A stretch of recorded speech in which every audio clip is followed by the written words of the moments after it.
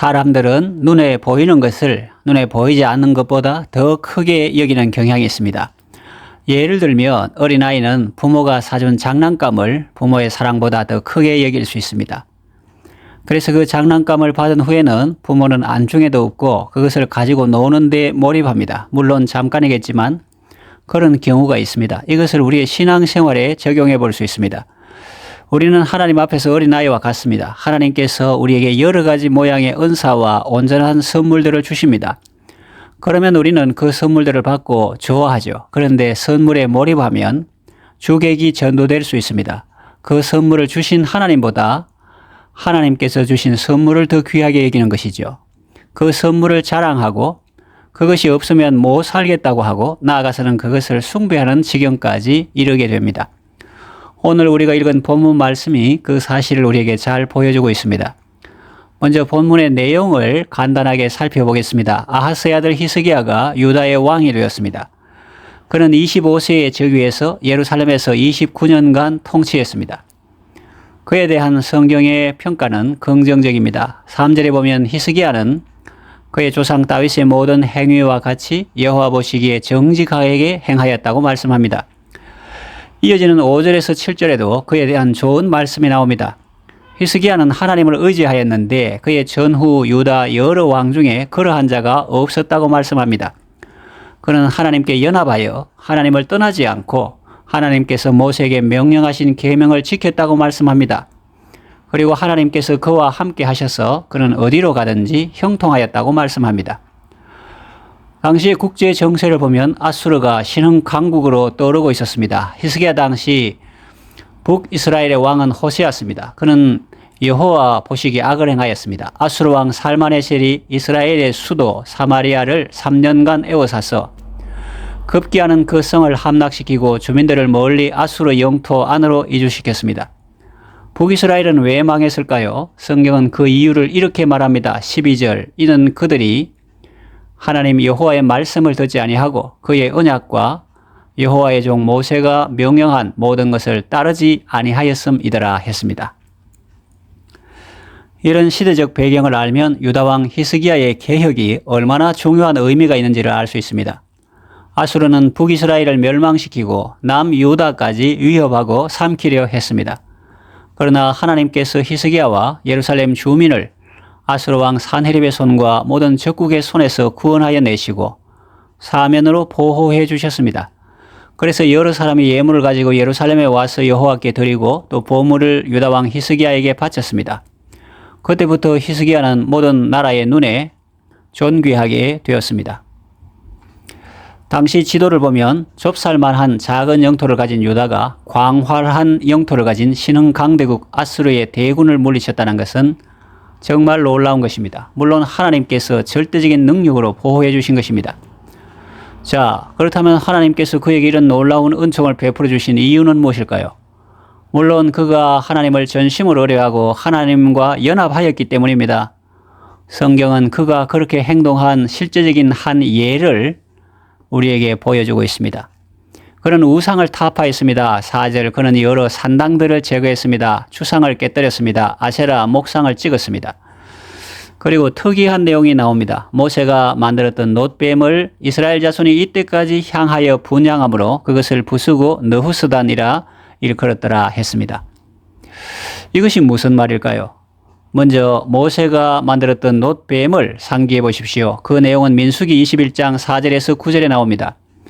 이스라엘 백성이 호르산에서 출발하여 홍해 길을 따라 에돔 땅을 우회하려 하였다가 길로 말미암아 백성의 마음이 상했습니다. 그들은 하나님과 모세를 향하여 원망했습니다. 어찌하여 우리를 애굽에서 인도해 내어 이 광야에서 죽게 하는가? 이곳에는 먹을 것도 없고 마실 물도 없다. 우리 마음이 이 하찮은 음식을 싫어하노라 라고 말했습니다.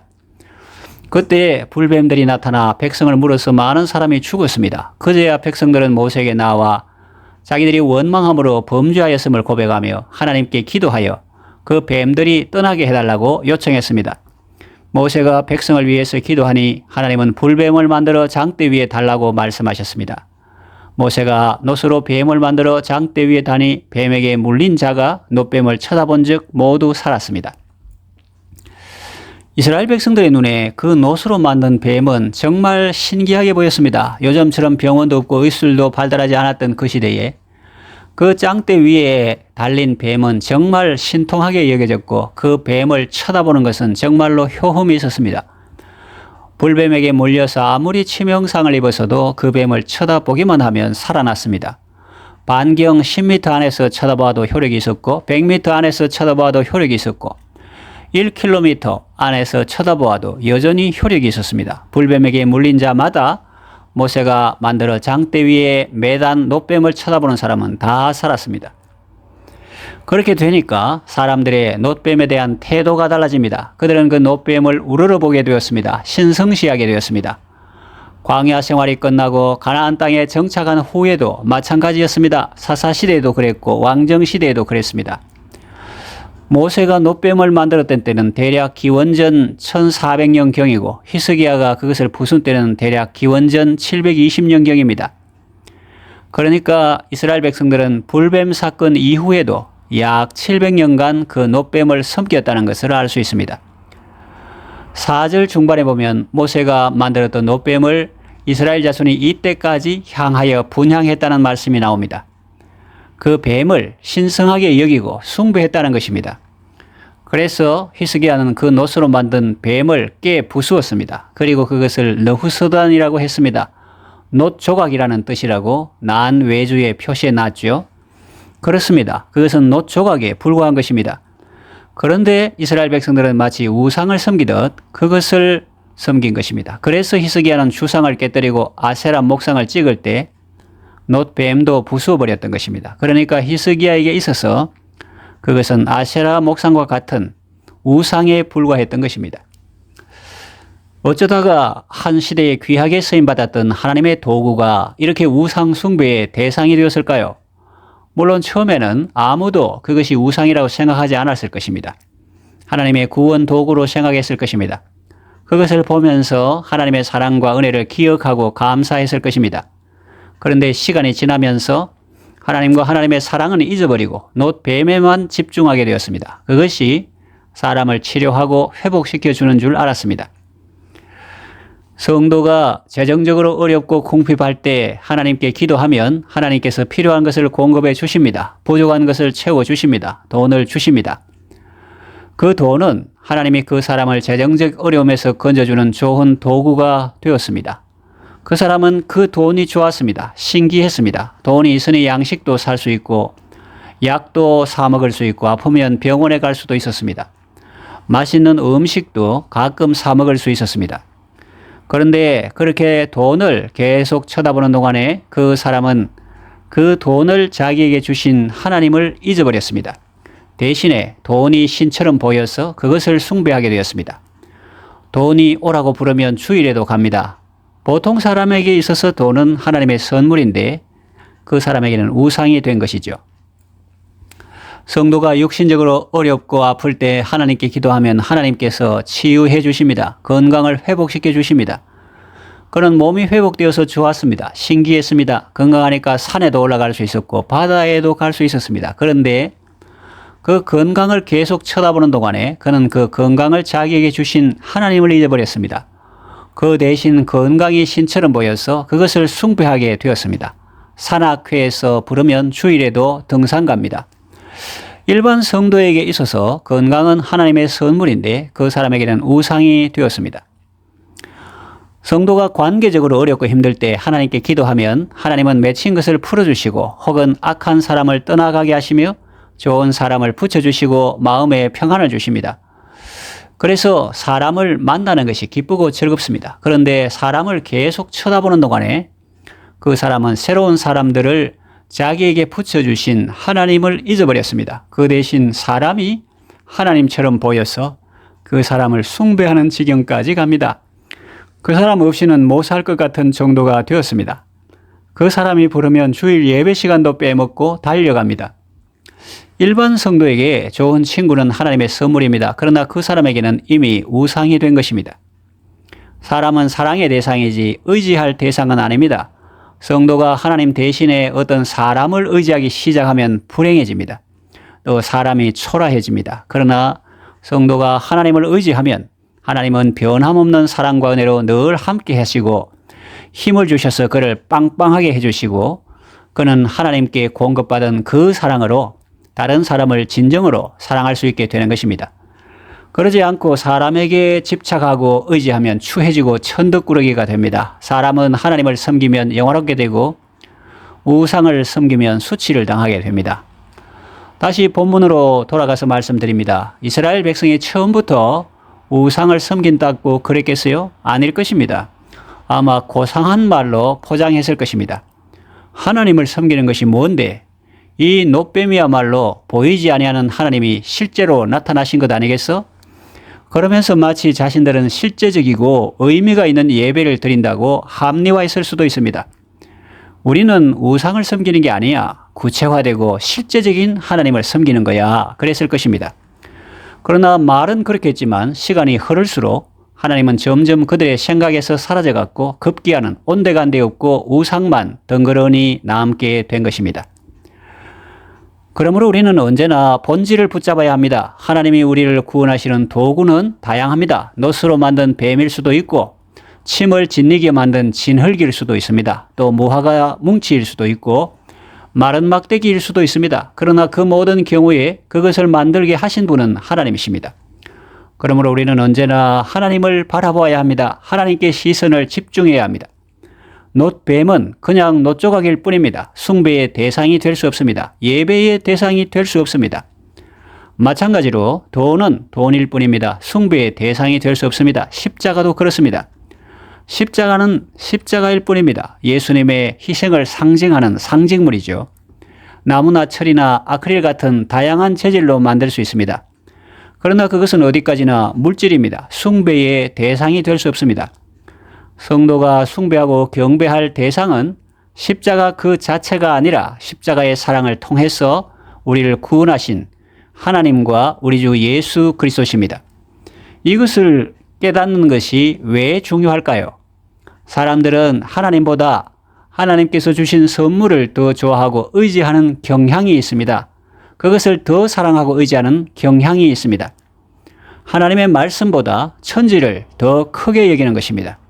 떡 먹는 것을 구원받는 것보다 더 크게 여기는 것입니다. 그러나 여러분, 그렇지 않습니다. 절대로 그렇지 않습니다. 하나님의 말씀에서 천지가 나왔습니다. 그러니 천지 만물보다 하나님의 말씀이 더 큽니다. 온 천하를 준다고 해도 하나님의 말씀과 바꾸지 마십시오. 떡을 먹고 배부른 것보다 구원받는 것이 훨씬 더 큽니다. 비교할 수 없을 정도로 큽니다. 아무리 떡을 먹고 배부른 삶을 산다고 해도 구원받지 못한다면 그것이 무슨 소용이 있겠습니까? 성경에 어리석은 부자 이야기가 나오지 않습니까? 그는 창고에 곡식을 잔뜩 쌓아놓고 자기 영혼에게 말합니다. 내 영혼아, 내가 여러 해 쓸 물건을 쌓아놓았으니 이제부터 먹고 마시고 즐기자. 그때 하나님은 말씀하십니다. 어리석은 자여, 오늘 밤에 내가 네 영혼을 도로 찾으리니 그러면 네가 예비한 이 모든 것이 누구 것이 되겠느냐. 예수님은 사람들에게 이 이야기를 들려주시면서 자기를 위해서는 재물을 쌓아두고 하나님께 대해서는 부유하지 못한 사람이 이와 같다고 말씀하셨습니다. 그러니 떡을 먹고 배부른 것보다 구원받는 것이 훨씬 더 중요하고 또 자기를 위해 재물을 쌓아두는 것보다 하나님께 대해서 부유한 것이 훨씬 더 중요하다는 것을 우리는 명심해야 하겠습니다. 이제 말씀을 정리하며 맺으려고 합니다. 오늘날에도 신앙생활을 한다고 하면서 우상을 숭배하는 사람이 있을 것입니다. 하나님은 그런 행동을 안타깝게 여기시며 그렇게 하는 사람을 싫어하십니다. 아직 놋조각을 섬기는 분이 계십니까? 부수어 버리십시오. 깨뜨려 버리십시오. 그것은 놋조각에 불과합니다. 고물상에나 갖다 주세요. 돈을 왜 섬깁니까? 가난한 사람에게 갖다 주세요. 어려운 사람 구제하세요. 돈은 신이 아니라 우리가 잘 사용해야 할 도구입니다. 건강을 왜 섬깁니까? 연약한 사람들에게 갖다 주세요. 힘없고 연약한 사람 도와주는 데 사용하세요. 건강은 신이 아니라 우리가 잘 활용해야 할 자산입니다. 돈이나 건강이나 권세나 명예 그런 것들이 왜 성전에 있어야 하고 그런 것들이 왜 사람들의 숭배를 받아야 합니까? 그런 것들이 왜 성도의 마음에 있어야 하고 숭배를 받아야 합니까? 여러분의 성전을 깨끗이 하십시오. 고린도전서 3장 16절에 너희는 너희가 하나님의 성전인 것과 하나님의 성령이 너희 안에 계시는 것을 알지 못하느냐라고 말씀합니다. 그러니 오직 성령님만이 여러분을 주장하고 다스리게 하십시오. 우리는 언제나 핵심을 파악하고 본질을 붙잡아야 합니다. 하나님께서 주신 선물보다 그 선물을 주신 하나님을 더 사랑하고 더 의지해야 합니다. 그러지 않고 지금 당장 눈에 보이는 것을 더 좋아하고 더 사랑하는 사람은 부끄러움을 당하게 될 것입니다. 그러나 육신의 눈에는 보이지 않지만 언제나 우리와 함께 하시며 말씀과 성령으로 내주하시며 동행하시는 하나님을 의지하는 사람은 좋은 것을 얻게 될 것입니다. 우상을 깨뜨리고 전심으로 하나님만 경외하는 삶을 사시기를 바랍니다. 기도합니다. 우리가 범죄하여 어려움을 당하고 회개하며 기도할 때 하나님은 우리의 기도를 들으시고 우리를 그 어려움에서 건져 주셨습니다. 그런데 우리는 어리석어서 우리를 구원하신 하나님보다 하나님께서 사용하신 구원의 도구를 더 크게 여기고 숭배할 때가 많습니다. 우리의 어리석음을 용서하여 주소서. 하나님께서 보여주신 구원의 도구보다 그 도구를 사용하여 우리를 구원하신 하나님을 더 크게 여기게 하소서. 하나님께서 주신 선물보다 그 선물을 주신 하나님을 더 소중히 여기게 하소서. 언제나 하나님께 초점을 맞추고 좌로나 우로나 치우치지 않고 정로로 행하게 하소서. 예수님의 이름으로 기도합니다. 아멘.